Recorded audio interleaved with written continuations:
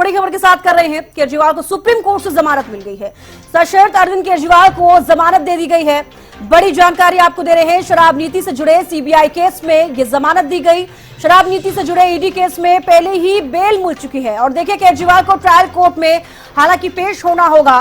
फिलहाल बड़ी राहत केजरीवाल को, क्योंकि सुप्रीम कोर्ट ने जमानत दे दी है। साथ ही आपको बता दें, देखिए लगातार विधानसभा चुनावों का हम जिक्र करें, हरियाणा को लेकर भी देखिए स्टार प्रचारक अरविंद केजरीवाल को जमानत मिल गई है। कहीं ना कहीं आम आदमी पार्टी के लिए खुशी की खबर, क्योंकि कहीं ना कहीं पहले से ये कयास लगाए जा रहे थे। अब देखिए केजरीवाल को सुप्रीम कोर्ट से जमानत मिल गई है। सशर्त अरविंद केजरीवाल को जमानत हालांकि दी गई है। शराब नीति से जुड़े सीबीआई केस में ये जमानत दी गई। अब शराब नीति से जुड़े ईडी केस में पहले ही बेल मिल चुकी थी, लेकिन उसके बावजूद भी कोई फायदा अरविंद केजरीवाल को नहीं हुआ। अब केजरीवाल को ट्रायल कोर्ट में पेश होना होगा।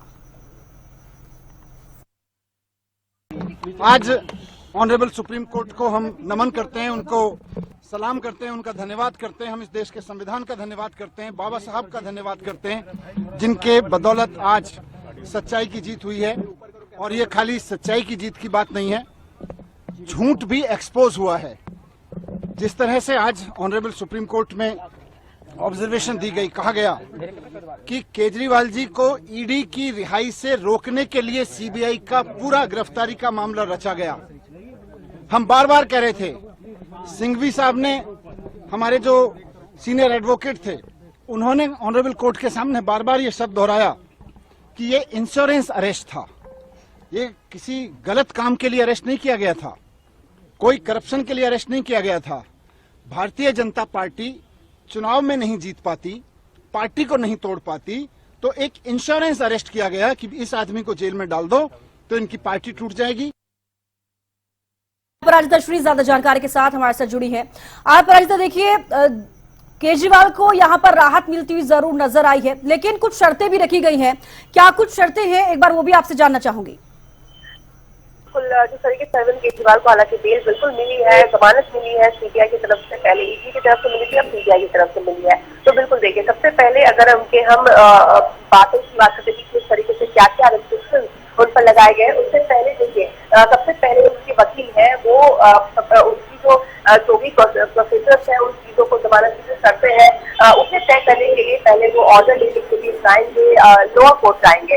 तो उसके लिए अभी हालांकि इसलिए अभी जो शर्तों की बात है वो अभी तक तय नहीं हुई है, अभी लोअर कोर्ट की तरफ से वो चीजें सामने आएगी। हालांकि जब भी देखा गया है, जब मनीष सिसोदिया की अगर हम बात करते हैं, संजय सिंह की बात करते हैं, उस वक्त कुछ जो जमानत की जो शर्तें हैं उन्हें तय किया गया था। अगर उनके हवाले से देखा जाए तो अरविंद केजरीवाल संभवतः देश से बाहर नहीं जा सकते हैं। मंडे या फिर थर्सडे या किसी वीक की किसी 2 दिन उन्हें रिपोर्ट करना होगा कि वो दिल्ली में ही है।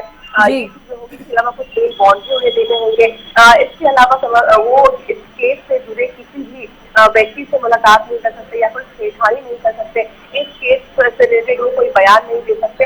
ऐसे ही कुछ जमानत की जो चीजें हैं वो संजय सिंह और मनीष सिसोदिया में देखा गया था कि ऐसी कुछ शर्तें अरविंद केजरीवाल पर भी संभवतः लागू होगी। हालांकि उनके वकील अभी लोअर कोर्ट जाएंगे, वहां पर जो प्रोसीडिंग्स है, जो प्रोसीजर उसे क्लियर आउट किया जाएगा, जिसके बाद शर्तें भी फिक्स की जाएगी, जिसके बाद उन्हें रिहा किया जाएगा, जेल से रिहा किया जाएगा। हालांकि देखिए वो मुख्यमंत्री है, इसके लिए कुछ प्रोटोकॉल्स होते हैं, तो प्रोटोकॉल बिहार जेल से बाहर जाएगी, जिसके बाद वो निकलेंगे। करीब कहा जा रहा है कि जो प्रोसीडिंग्स है, जो प्रोसेसर्स होने हैं, उसमें थोड़ा समय लगेगा। यानी लोअर कोर्ट से जब जो पेपर है वो बिहार जेल पहुंचेगा, वहां पे पेपर वर्क कंप्लीट होगा, जिसके बाद फिर अरविंद केजरीवाल को बिहार जेल से निकाला जाएगा। यानी इसमें कहा जा रहा है करीब 4 से 5 बजे शाम तक अरविंद केजरीवाल बिहार जेल से बाहर निकलेंगे।